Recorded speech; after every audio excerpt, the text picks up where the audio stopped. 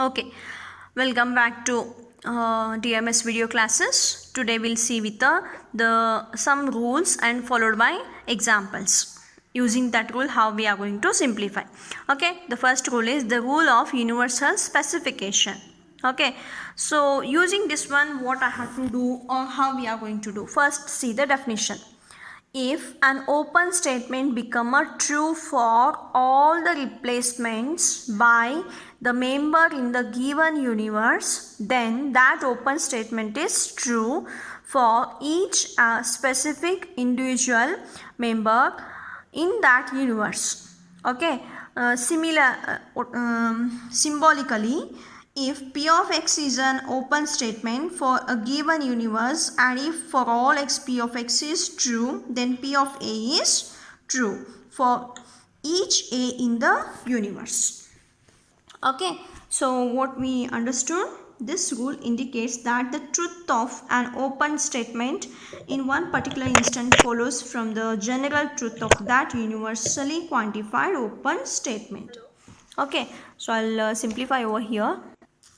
So what the definition says, if an open statement becomes true for all the replacement.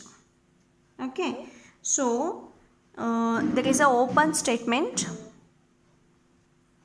I'll write P of x is an open statement.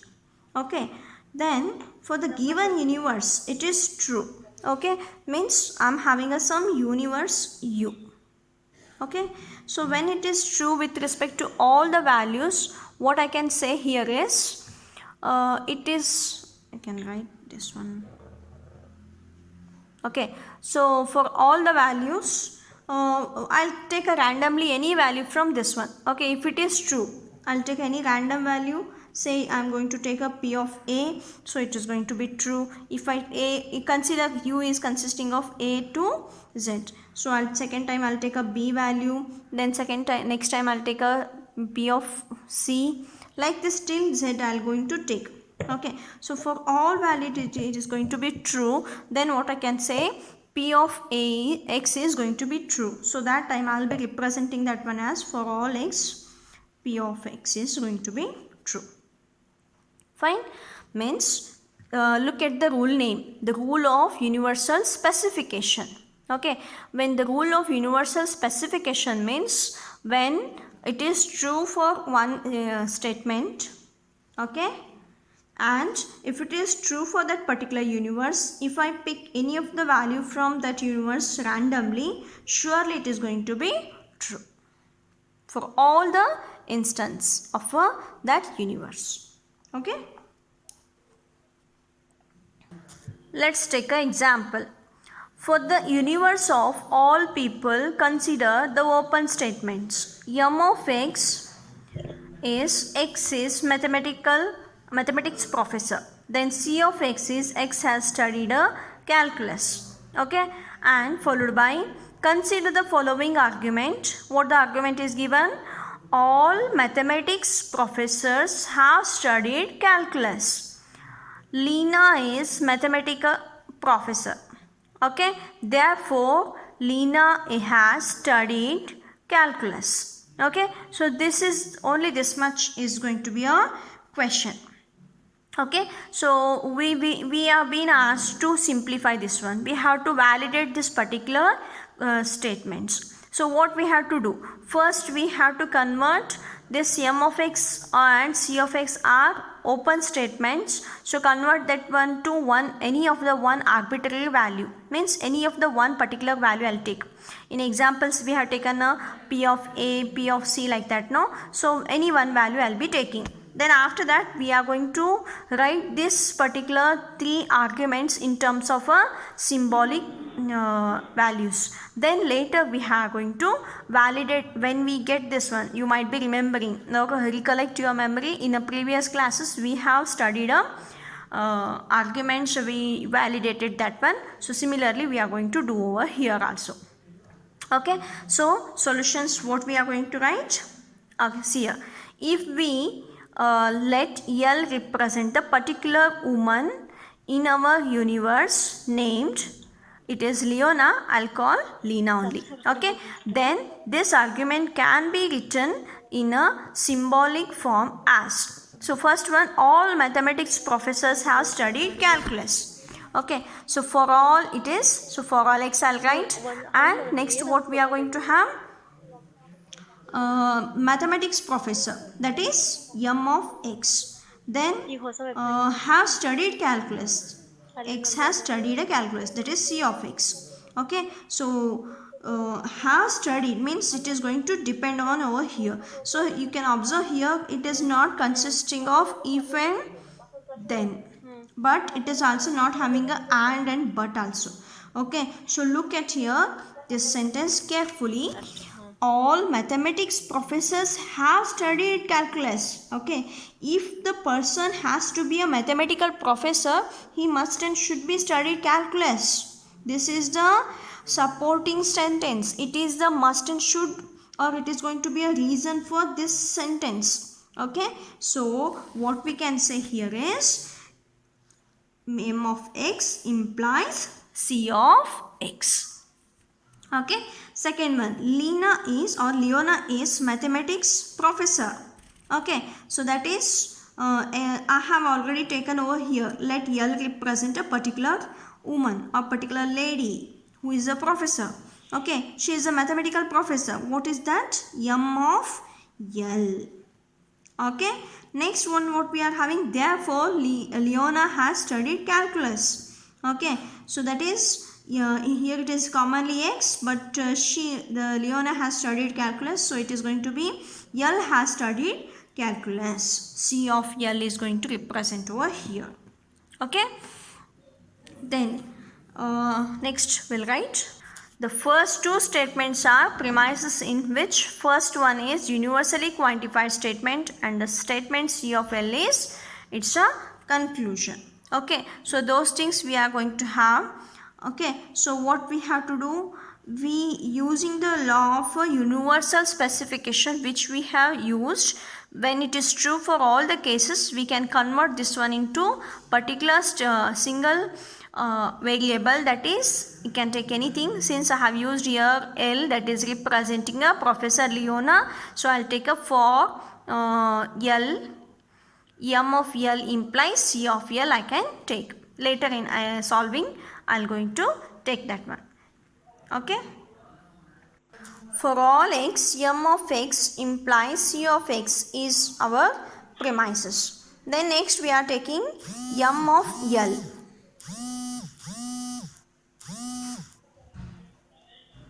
M of L, that is premises. Then next we are having M of L implies C of L. You can observe here M of x is implies C of x, it is converted to single variable. So I am not using for all x, simply I will be writing M of L implies C of L. From which step? It is from step, and which law? That is rule of universal specification. Okay, that one I am going to use. Then after this, next what I am having, can we apply any law over here? This premise also I am having, this also I am having. So which law I can apply? Yes, we can apply is the rule of detachment. So I can write here from step 2 and step 3, and the rule of detachment I got is C of L, which was our conclusion. Okay, so what we done, we had these all arguments in terms of sentences. We have converted that one into symbolic statements. Once it is done, next we are going to write those things for particular one variable, that is L, and we try to get our conclusion. Following these examples may carry 6 to 8 marks, even sometimes 12 marks also. Okay, since it is a very small and only one law we are using, so it will take sometimes 6 to 8 marks. Okay, we'll go with the next one. Okay, so we'll go with the next example. Consider the universe of all triangles in the plane in conjunction with open statements. So open statements are given. So how many open statements given? 3 open statements. One is P of t, another one is Q of t, another one is R of t. So t has two sides of equal length and Q of t has an isosceles triangle, and R of t is t has a two angles of equal measure. Then also it has been given. What is being given? Consider a specific triangle with no two angles of equal measure. Let this triangle be XYZ and designated by C. Okay, so we have been given this one, and followed by it is also given arguments. Let us represent this one.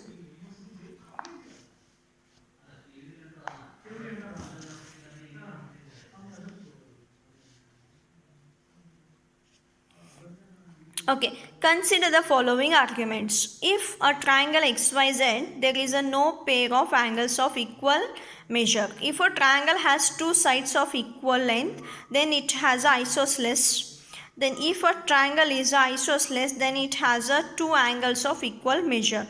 Then therefore, triangle XYZ has no two sides of equal length. Okay, then it is followed by is a valid one. So what you have been given? You have been given open statements, and you are allowed to take a particular triangle representing designated by C.